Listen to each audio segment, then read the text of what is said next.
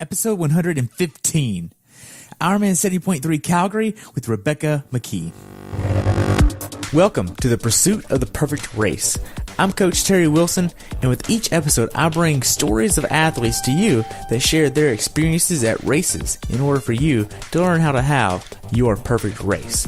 We will hear stories from athletes of all ages, abilities, and races of all distances. So regardless of where you fit in, there's something in it for you. Thanks for spending some time with me today. Now let the pursuit begin. Hello everyone, and welcome back to the pursuit of the perfect race. Today I have the pleasure of talking with my friend Rebecca McKee about her recent race experience at IRONMAN 70.3 Calgary, where she had a time of 4 hours, 40 minutes, 35 seconds. This race took place on July 29th, 2018, and the temperature on race day was 72 and rose to 84, with this being a wetsuit legal race. Rebecca has been doing triathlons for 18 years now, and she has been coaching since 2004. Welcome to the show, Rebecca. I look forward to hearing about your race experience at IRONMAN 70.3 Calgary. Thank you for having me. You're welcome. So what made you want to do this race? Well, I was pretty excited about the flat, fast course. I'm not a flat, fast course person. And after talking it over with my husband and my coach, decided to go and see what I could put up for a time on a course like this. And also, straight up, I was hoping to qualify for Nice very early in the season to be able to plan for Nice. And so that was a goal as well. Nice. So how is your training going into this race? You've been doing this for quite some time. You're very familiar with the build cycles. You're familiar with going into races prepared. How was your training? I am currently actually training for Kona. So I'm qualified for the Kona Ironman World Championships this October in 2018 and qualified at Ironman Arizona in 2017 where I won my age group. And so for me, we've had a high focus on Kona. I'm also headed to South Africa for the Half Ironman World Championships. And this year doing it a little differently with actually picking up the Half Ironman World Championships and then going into Kona, whereas last year we skipped the Half Ironman World Championships. So I've had a lot of load. I've been racing quite a bit and the load's been really high. And we kind of really did use this race as a train through, kind of a speed workout for an Ironman training day. That's awesome. So going into this race, what was your longest swim, bike, and runs say 8 weeks before this race? Oh, geez. I did a 5.5 hour bike ride the Saturday prior to this race, which here in Alaska with the weather that we had was about 85 miles of biking. And then I also ran 16 miles the Sunday before this race. And I also swam about 3,800 the Wednesday before I flew to Calgary. So I'm in high, heavy Ironman training load right now. Okay. Now, as intensity is increasing and volume is increasing, how are you mitigating the risk of injury? That would be my masseuses. So I have some really amazing people that keep me moving and keep me going. And I'll just say this for all your listeners. If you don't have this type of group of people in your life for any level of racing at an Ironman distance, you are not going to be doing this very long. That makes sense. Now, did you do any workouts that gave you the confidence to go into this race prepared? Oh, yeah. I mean, I work with an amazing coach, Cliff English. He's one of the best coaches in the world. And I don't really even think that's just my personal opinion. I just know it. And I probably haven't shown up for a race not prepared since 2011. Wow. Like this man, the confidence that I have, and it's something that I really work hard as a coach for my athletes as well. I never want my athletes to go to a race feeling unprepared or not ready for that day. And I absolutely feel that way when I go to most races. I very rarely show up to a race that I don't feel very prepared and ready to be at. Okay. So with your training, are you doing a lot of brick training? Yeah, a little bit. You know, I have hip issues, and so I don't run as much as people probably think I do. I don't run off the bike a whole lot. And when I do, it's actually, 20 to 30 minute runs. And mostly at the longest, I would say maybe an hour and 15 off the bike. So not a ton of brick work just because of what it takes to recover from that for me. That makes sense. Now, what was the most hours that you trained in 1 week going into this race? I know that you're in a full Ironman swing right now, being that that's about 2 months out now. So you're really heavy on the volume already. What was your volume looking like? Well, I probably had a 22-hour week 2 weeks prior to Calgary. And I had just come back from 70.3 Coeur d'Alene. I raced in Coeur d'Alene the end of June. And the beginning of June, I raced at the half Ironman in Hawaii. And in May, I raced at the 70.3 in France. So I've had a lot of volume where we've done heavy, long endurance work and then shortened things up for the half Ironman distance. So I would say that probably just because of where it landed, 22 hours about 2 weeks prior to Calgary. Okay. And I had a pretty heavy week this last week as well, simply because where we're at in Ironman training schedule. Right. Now, were there any days where you just mentally didn't want to train? Oh, yeah. Geez. I think that's, does that happen? And you're not, if you've done an Ironman, then you know. Yeah. I mean, even last weekend, I was just, it's a lot of load. And especially for the level that I want to race at and compete at, it's a lot of load. Yeah. There's definitely days like that. So how do you get past them? Well, I talk about this quite a bit as well as a coach. I think you have to have a very deep sense of why. I think if you don't understand why you're in this sport, or you don't understand why you want to do these things to yourself, or why you're out there, and it is different from what, like, it's different from what drives you or what the goal is. It's your why. And I have a really big sense of my why. And it's funny because everybody asks, maybe your next question will be why, and I don't really share it. I'll just say that for me, it's really super personal. I have a very spiritual connection with the island of Hawaii. It's really important to me to race there and do well there at any event that I do there. And I just feel a really strong sense of passion to this sport and the people that I've met in this sport and the friendships and the families. And I mean, where do you get to spend time with the level of athletes that we get to spend this type of time with at these venues and really get to know in any other sport? I just truly have a real sense of what my why is. Okay. Now, if we take a look at you're training 22 hours a week on some bigger weeks. You're sleeping around 50 to 56 hours a week. You're working 20 to 40 hours a week, and you also have a husband as well that you spend time with, assuming. How do you balance life, work, and training? First off, let me tell you this way. I have amazing time management skills until I don't. What do you mean? I guess what I mean by that is that first off, I work well under stress, and I do well with scheduling out my day. I mean, I coach a large number of people. I work with people all over the world. I work in all different time zones. I probably don't sleep as much as other people. I work at, all hours of the day. My clientele, when they come on with me, they know I'm very clear with them about the fact that I am, one of the board of directors for our triathlon club. I am a race director. I do work with, all these different individuals all over the world. I do coach people. I do have a husband. I am an elite triathlete. All of these things are very clear. And so I think that I find the right group of people that understand who I am and are able to work with me instead of against me. I also am really, really lucky that my husband is an avid cyclist and really one of the most supportive people in my world. And he spends a lot of time with me. He does 5-hour bike rides with me. He goes on 4-hour rides with me. He does 2-hour runs with me.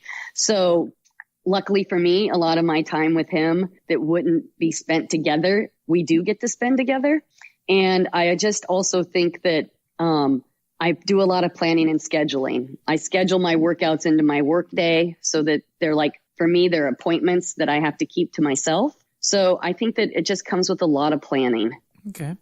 Now, if we take a look at your training, how much of your training was outside versus inside? I know that you live in Alaska and the training up there is a little bit different. Well, I don't swim outdoors in Alaska. I just don't. I don't stay warm enough. It's miserable for me, and I very rarely do ever swim outdoors. So almost all of my swimming when I'm in Alaska is in a pool. I do almost all of my riding outside, unless it's just really miserable weather. And at this point, I do not run indoors because of my hip issues. I kind of have a little bit of treadmill anxiety, and I try to only do shorter runs on the treadmill. and slower runs on the treadmill. So I pretty much train outdoors for almost everything at this time of year. In the winter, I kind of move to an indoor track, which is miserable to run in circles when I'm in Alaska, and then I get on the trainer. Okay. So do you use a road ID when you're outside? Yeah, actually, I do have one. Good. Good to hear that. Now, to transition a little bit, talk about the race here. When did you start tapering for the race, and how was your taper? What did it consist of? I did not taper for Calgary at all. Okay. Like I said, I had that 5.5 hour ride the weekend before. I had that 16-mile run.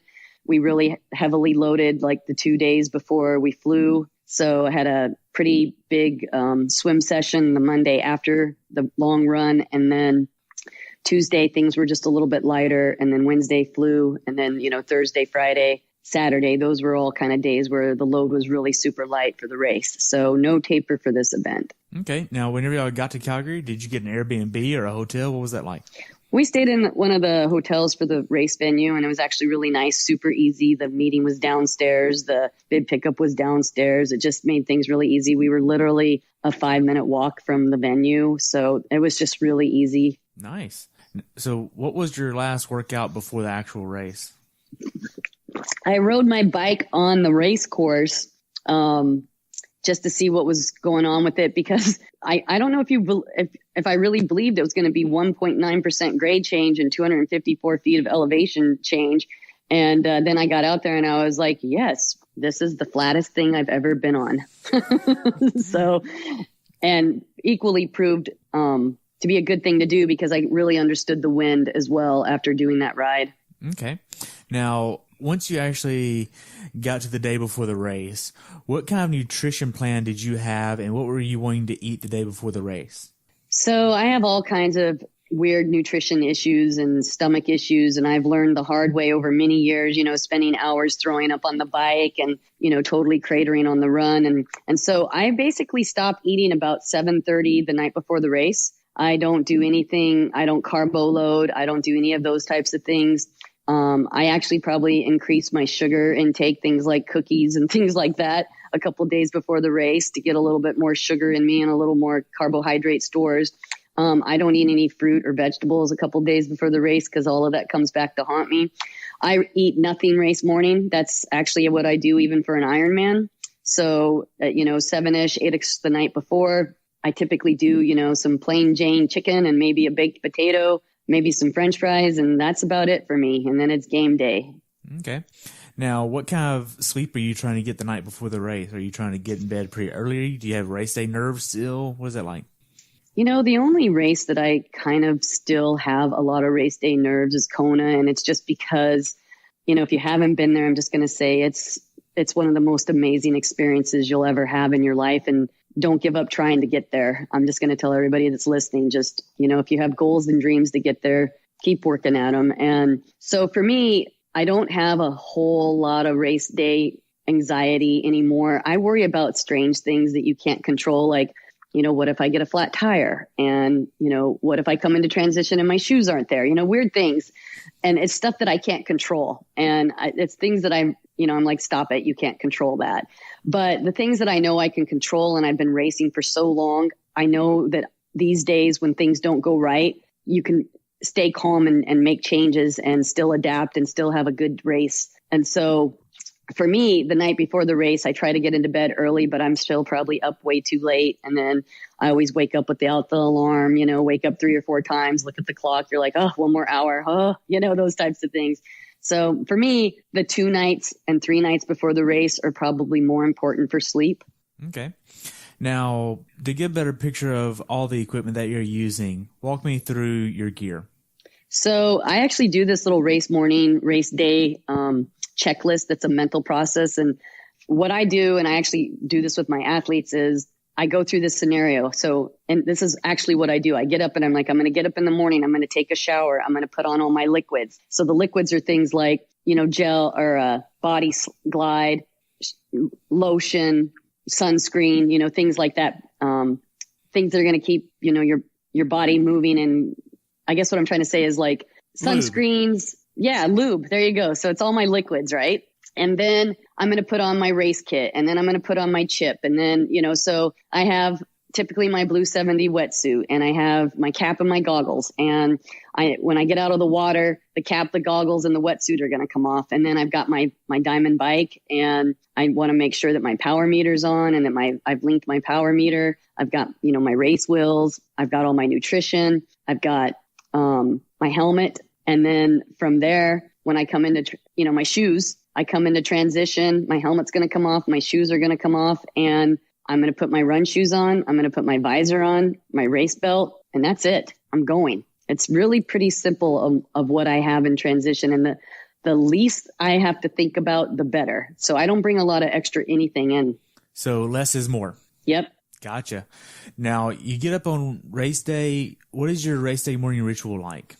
Well, probably the same as most people. I always get up, I take a shower, I get my hair put back so that it's out of my way, and try to go to the bathroom like everyone else on the planet. And I like to get to transition not very early. I don't like to stand around stressing out with people.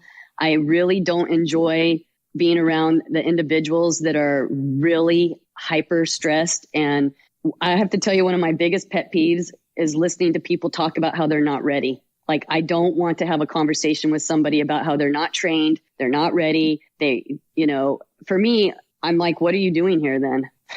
Right? If you ain't ready, why just go back to the hotel room and watch. Right.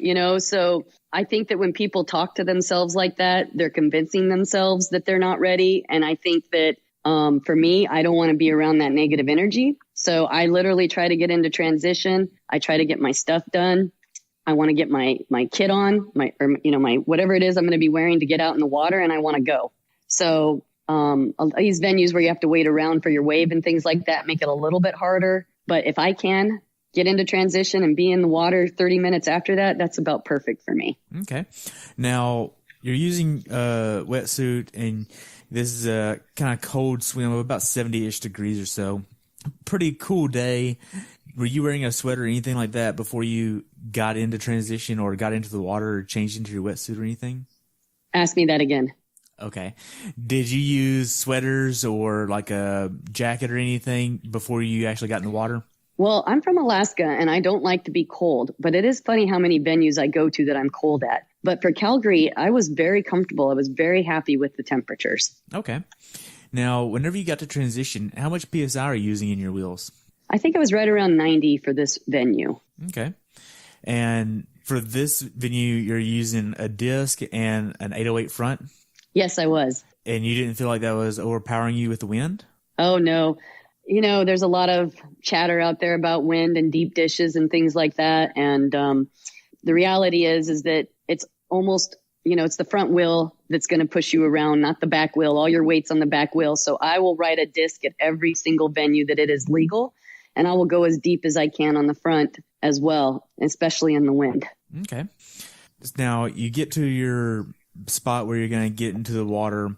Are you taking any last-minute nutrition before you hop in the water? Yeah, about 30 minutes prior, I always do a gel. And that's typically either a goo or power bar gel, which they don't make anymore. So I've coveted all of mine and literally only use them on race day. Wow. Now, the gun goes off. Where are you at in the swim before you actually get in the water? So this was a different venue because we started in the water about waist deep, and it was a 2-lap course where we had to get out of the water and get back on shore. And truthfully, it's one of the worst swim venue starts and worst swims I've been in a long time.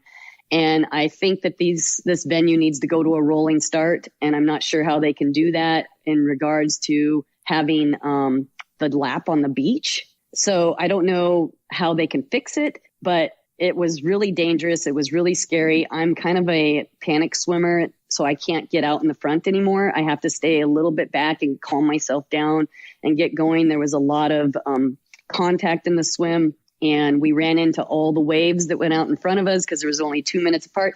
It was a very chaotic swim. And honestly, I would not recommend it for somebody doing a first-time Ironman event at a 70.3 distance because I felt like it was a little traumatic for a lot of people. And me, who's probably done over 50 70.3s, it's not high on my list of, wow, I would like to do that again. Okay. Now, walk me through the swim course as far as how it went for you. Did you use tinted goggles or clear goggles? I had tinted goggles. Was it a good thing? It was a good thing. The sun was out. When the direction that I was breathing to, I had a lot of sun in my face, so I was glad I had the tinted goggles. Okay. And being that it was so chaotic and everything, did you put your goggles underneath your cap? I don't ever do that because it kind of rubs on my head, and then I think about that the whole swim. But I think it was a swim that might have deserved that. I was luckily not kicked in the face, but I was kicked many times, and lots of people had stories about running into breaststrokers from the waves in front of them, things like that, and especially around the buoys. Okay. Now, you get done with the swim. Were there wetsuit strippers that you took advantage of? Yes, there were. And it was a little chaotic there as well. And I know they were doing the best that they could, but it was pretty entertaining to be, the wetsuit strippers, I think they were a little timid to just rip your suit off. And I'm like, rip it off. It was pretty funny. Maybe some of them are from Chattanooga where they got scarred. Right, exactly. So I was pretty entertained. I was just looking at the one lady. I'm like, you have to just yank it off of me. It was pretty funny. Gosh. And by then I'm stuck in my wetsuit. I can't do anything to fix it. Wow. Now, were the wetsuit strippers on sand? They had us run up the beach into this grassy area. So that was kind of nice. Nice. It's a lot better than other races. It really was. So you get to your bike. How does T1 go for you? Well, luckily for me, my husband was standing outside of T1 and he was giving me some really good encouragement because I was very unhappy with my swim. And I typically don't look at my swim time on purpose because typically I'm unhappy with my swim, but I was really unhappy with it. And he just knows me. We've been together 26 plus years and he said exactly what I needed to hear. And it was all the swim times were slow. Don't think about it. And gave me an idea of where he thought I was out of the water. And, interestingly enough, there was another woman in transition with me. She was not in my age group, but she heard him, I think, before I did. And she was like, what age group are you in? And I was like, not yours. And then I could just see the relief on her face. And I never saw her again, but it was pretty funny. It was just kind of like, what? Okay. Wow. But I knew I was the only woman in my age group on that rack. So I knew that she wasn't in my age group. So maybe I gave her some relief. Right. Now, you have a power meter.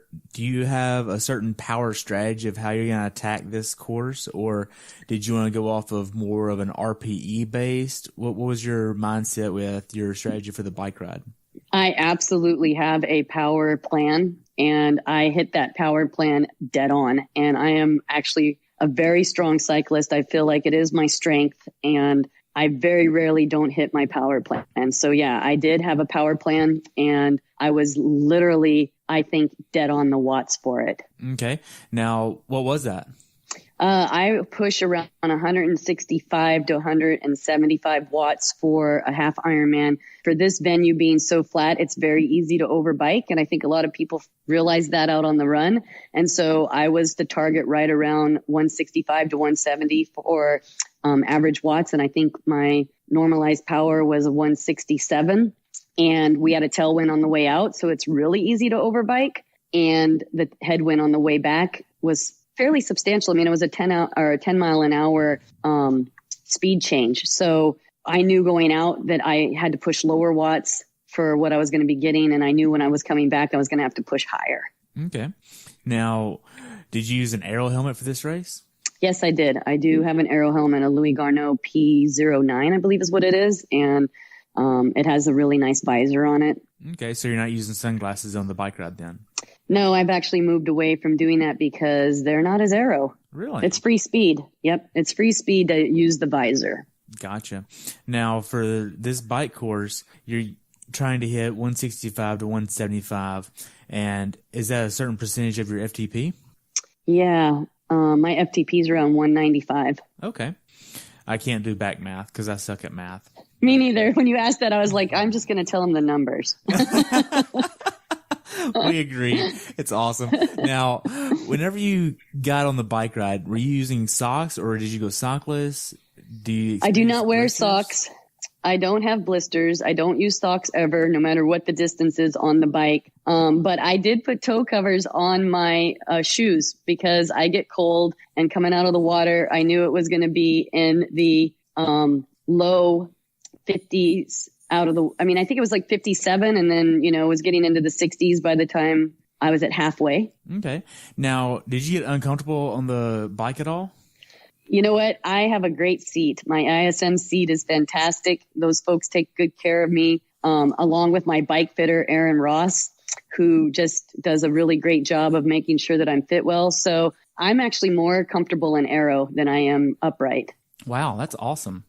Oh, yeah. And I also have an amazing squirt lube. These guys have a product out there that's a lube, a chamois butter kind of thing. And I was an absolutely miserable person before I started using this product. So I can't say enough about those guys. Nice.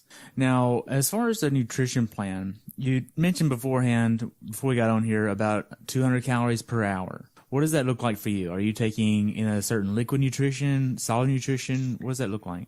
So I pretty much am all liquid. I can't take in a whole lot of solid anything because of my stomach.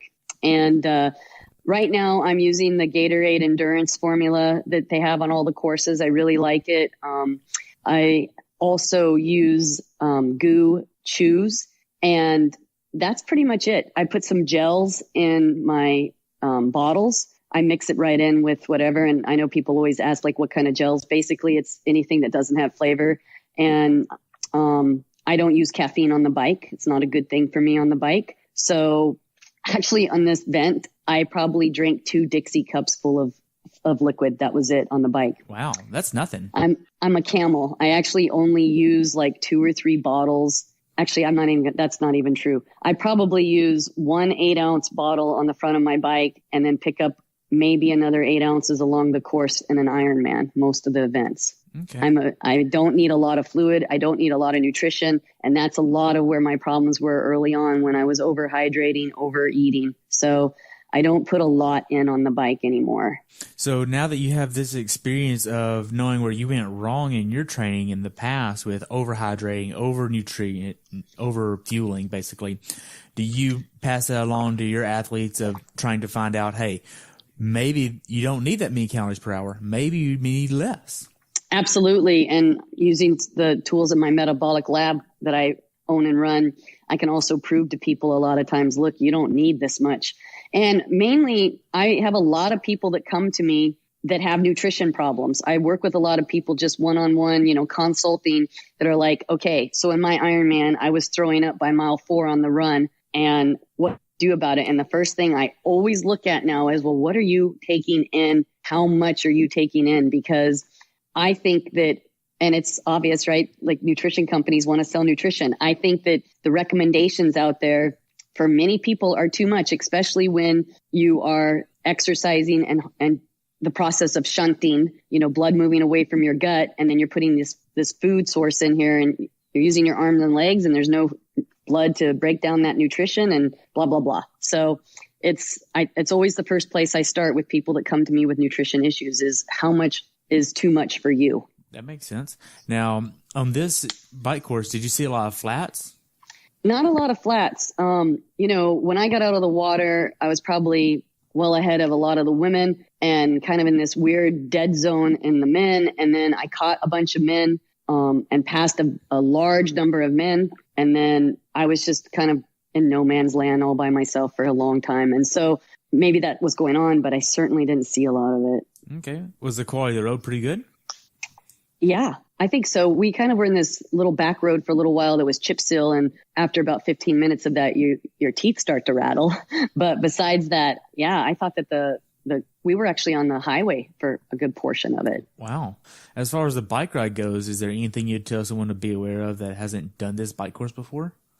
Yeah, I was pretty disappointed in the lack of race course marshals, and there was huge peloton, and it actually wrecked right around me. I mean, I was like looking at people on the ground, people's bikes flying. Disc wheel broke off the front of one guy's bike. It went through 3 or 4 of the riders in front of him. I mean, there was probably 16 people in this pack on the ground, and they had come up around me, and I was pretty upset about it. I was pretty vocal about it. I'm I don't really tolerate it at all because it's very dangerous, and exactly that. And when these people went down around me, it scared me really badly, but also, that's a season ruiner right there. That's that's no world championship. That's broken hips. I mean, they took people off that course in an ambulance, and there was nobody around marshaling. I never saw a race marshal, and I actually had to tell a bystander to call an ambulance. So that was the one major bummer about this venue and that course. And I think that it's another one of these places that people are going to because they might be a first-time racer and they don't have the technical skills to be in a pack of people or how to deal with people when they're coming around you in packs. And somebody like me who's racing very clean and very upset about this going on around me, I'm the one that ends up going down if I don't have the right kind of handling skills to deal with not running somebody over that's sliding on the ground in front of me. So I think that's the big downfall for this venue, and they need to do something to fix it. Okay. Now, whenever you get to the last few miles of the bike course, are you doing anything to start preparing for the run? A little bit. I used to be really big on backing off and, getting ready for the run. But the reality is you're using different muscles on the run, and backing off just makes you slower. So I very rarely do anything like that anymore. And typically, depending on what the course is and how we're coming into transition, I'll back off enough to get my shoes off. But at this venue, we had way too many turns and way too many neighborhoods to come into transition. And so I just powered through to the finish. Okay. So you get to T2. How does T2 go for you? That's a little scattered in T2 because of the wreck. It's a little unnerving to see people get hurt and to have this happen right around you. And I honestly was really angry. And I had some people that I wanted to run down and have a conversation with about cheating. So I left transition a little fired up, and not the proudest about how mad I was, but I ran pretty mad. So you were highly motivated to run fast. I was very motivated. That's going to be, I think we'll put it that way. I was really motivated. I had some words with some people on that race course once I passed them to let them know that maybe they're cheating, got them off the bike ahead of people, but they weren't going to stay ahead of them. So anybody in your age group? You know what? Nobody was in my age group. I thought one of the women that went down was actually in my age group, but come to find later that she wasn't. Well, that's good. But there was another woman that got off the bike in front of me. She might have put up one of the fastest bike splits of the day, and she absolutely drafted the entire event. Even after I rode back up to her and called her out on it again. And I passed her in the first mile of the run and let her know that wasn't okay. Wow. So. Now, did you have a specific strategy of how you wanted to attack the bike ride? Oh my gosh. Did you have a specific way that you wanted to attack the run? Yeah, this run course is really flat. It's absolutely stunning. These guys have a gem of a run course. I really believe that it is like the best kept secret about this race. And I think the reason why is because it's a beautiful run. It's very flat. It's very fast, and there is one mean-ass hill that will bring you to your knees at mile 10. Really? On the way back. Oh, it is vicious. And I was actually really excited about the run and excited about this hill and a little bit scared about it too. And so we knew that we were going to need to, and when I say we, my coach and I and my husband, that I needed to be a little bit smart about running really hard and fast on the flats to come back and hit this hill at mile 10 and then be able to run out of this hill. And so luckily for me, I was a little bit, I was well enough ahead. The turnaround gave me a really good idea of how far ahead I was of the second place girl. And I was able to walk a little bit at the top of this hill, get my heart rate back under control, and just get right back on task. So that was the biggest thing about the run course. Okay, so were you going off of heart rate or pace? What were you going off of? Really for the most part, I want to say that even though I have numbers and I'm really good about paying attention to how fast I'm going, I also run on the edge. What do you mean? It's kind of edge. I'm constantly asking. You broke up there. You there? Hello?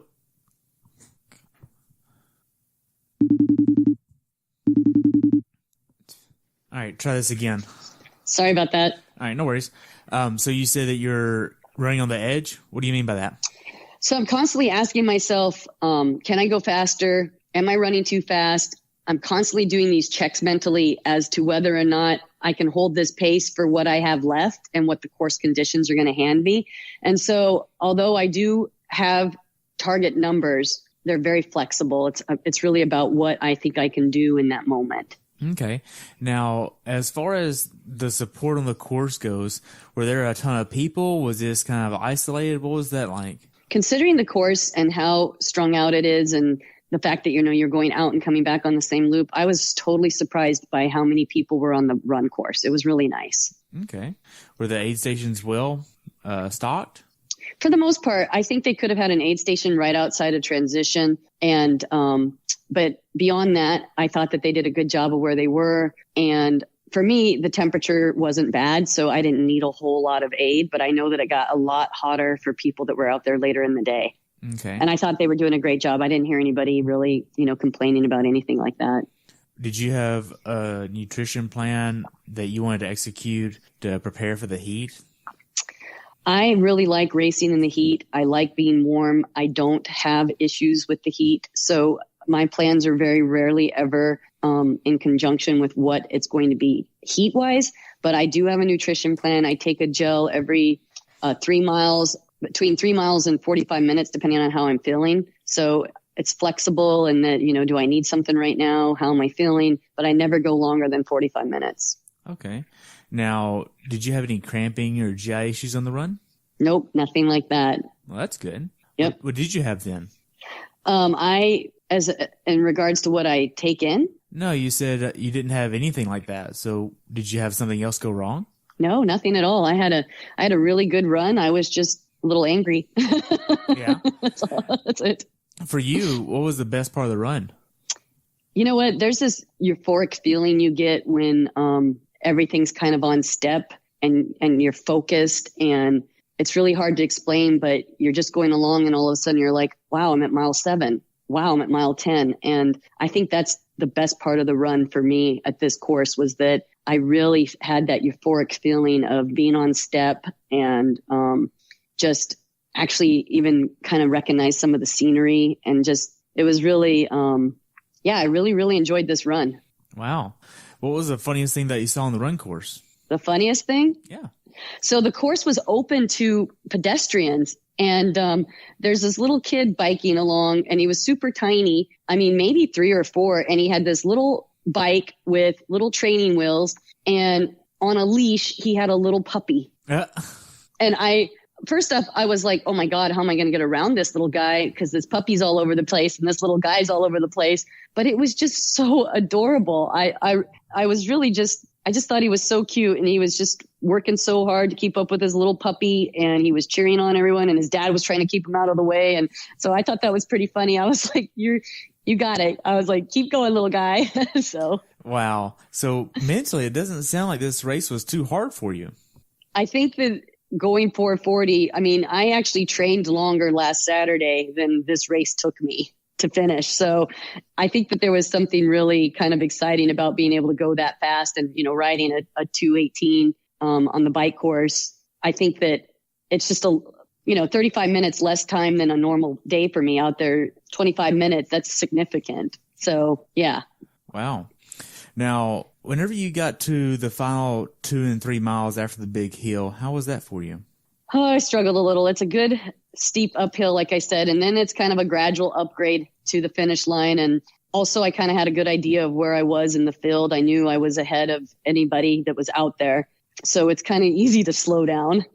Right.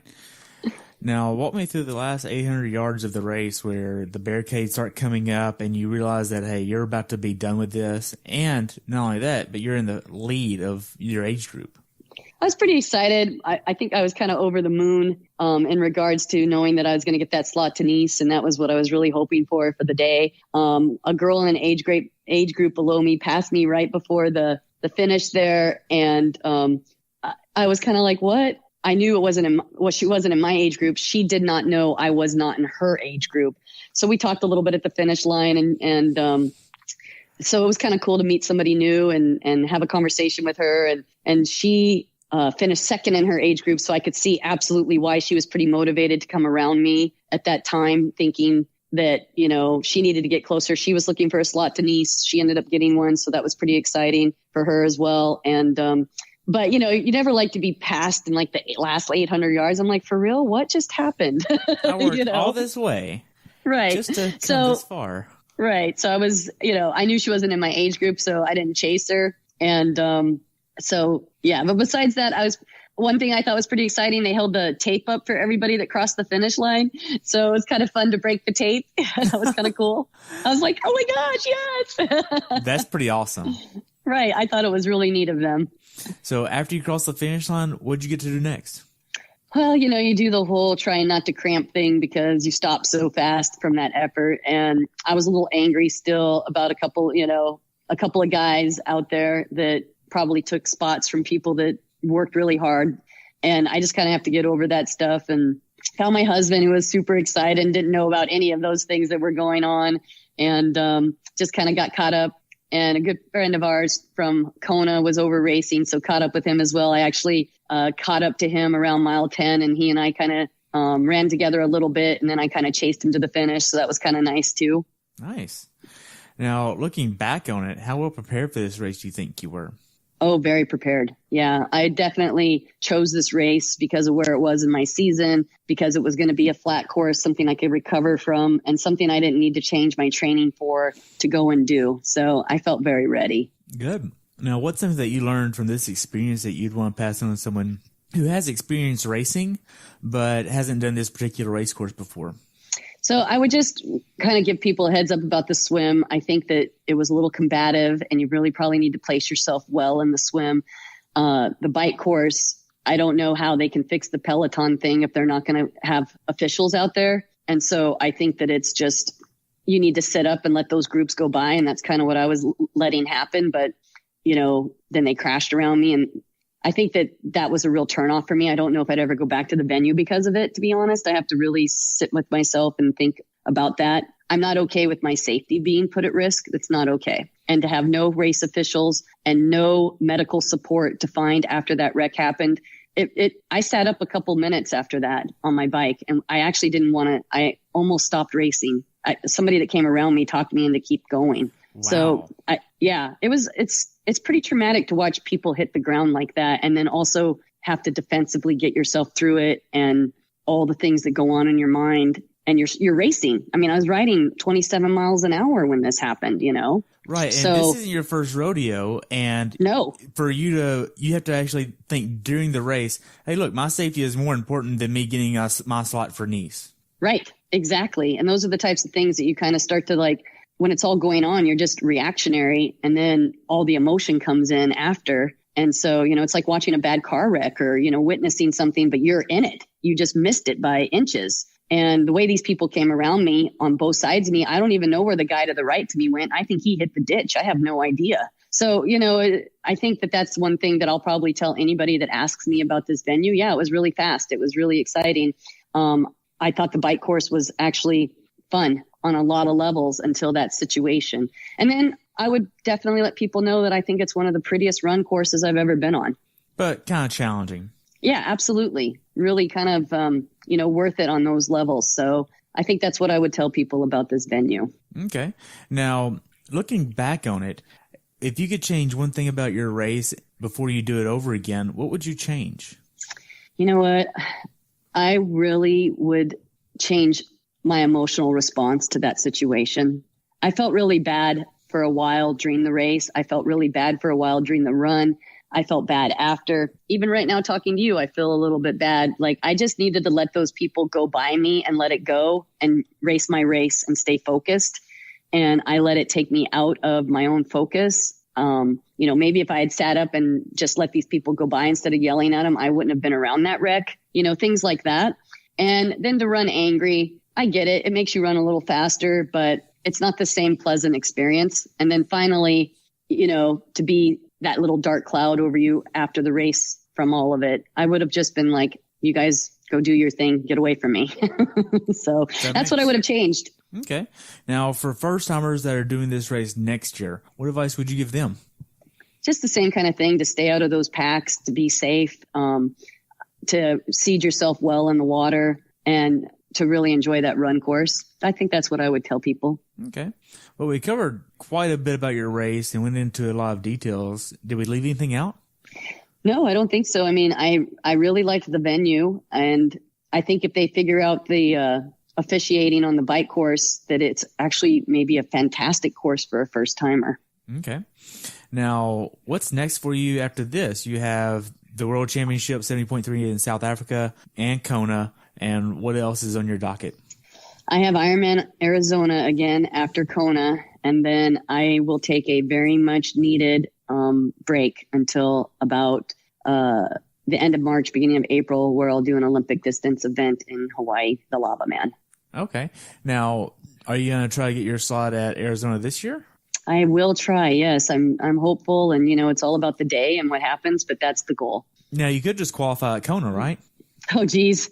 I would love to be able to say that. That would be fantastic. But, I know the girls there, and I know how hard all of us are working, and I know that every single one of us probably has that dream. So it would be very hard fought. Trust me.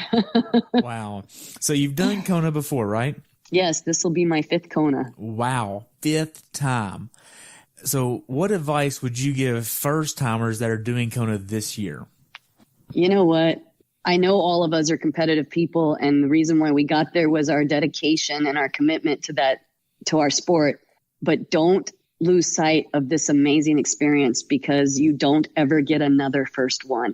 Like, take it all in, do some of the things that you might not do at another venue, enjoy the experience, slow down coming across the finish line, let them run slow enough and be aware enough that you hear, Mike Riley call your name in that championship race. I'm getting choked up. And, realize that entire swim, that entire bike course, that entire run, that this is it. This is the mecca of our sport. And you did what you had to do. You made it. Like, it's emotional for me. I haven't crossed the line once and not felt that feeling. And, I think some of us get lost and caught up in the wrong things for the day. And you're not going to get that experience again after the first one. Wow. So aside from going back to Kona this year and hopefully again next year and just rinsing and repeating going back, what races are on your bucket list? You know what? I would love to do Ironman Lanzarote, I believe is how you say it. It's not timed well for my season. And if I qualify for Kona at Arizona, I am one of those people that's I'm definitely addicted to the sport, but I'm not addicted to Ironman. I don't want to do 3 Ironmans a year. I don't want to do 4 Ironmans a year. I actually really would only race Kona if it was a normal WTC event and not the championships. It would probably be the only race I would do all year. And I would do my 1 Ironman a year just to have the experience of racing in Hawaii, not because it's the world championships, but because of how I feel about the island. And so for me, my body can't take multiple Ironmans. And I've actually done Kona this year more than any other Ironman, because in 2014, I qualified at a half Ironman, and I dumped my full Ironman to qualify. I'm like, I don't need to do a full. I'm just going to go to Kona. So for me, less is more. So that's the thing. I'd love to do Lanzarote, but it's going to have to work out in some strange way for it to happen. And then besides that, I think there's a couple of other little bucket list venues out there that'd be really cool to try out internationally. Like what? Well, I think, and it's so hard because they keep changing them every year, but I really am intrigued by the race in Finland that starts in the evening, and that, you finish in the midnight sun, and we live here in Alaska in the midnight sun. So it'd be kind of fun to go and do that venue. I'm kind of intrigued by I think there's a race in Croatia still. I would like to go back to Thailand. I crashed in Thailand at the 70.3. I'd like to go back and finish that race someday. So yeah, I mean, WTC's done an amazing job of putting events out in really spectacular places. Okay. So how can athletes follow you? Well, you guys can find me on Facebook at, on my athlete page. I think it's Rebecca Beaker McKee, or my normal Facebook page, Rebecca McKee. I'm on Instagram as Rebecca McKee, maybe Rebecca Beaker McKee there. I'm got a coaching page out there too as a Peak Center Coach Rebecca. I'm also on Facebook for Peak Center as well. Nice.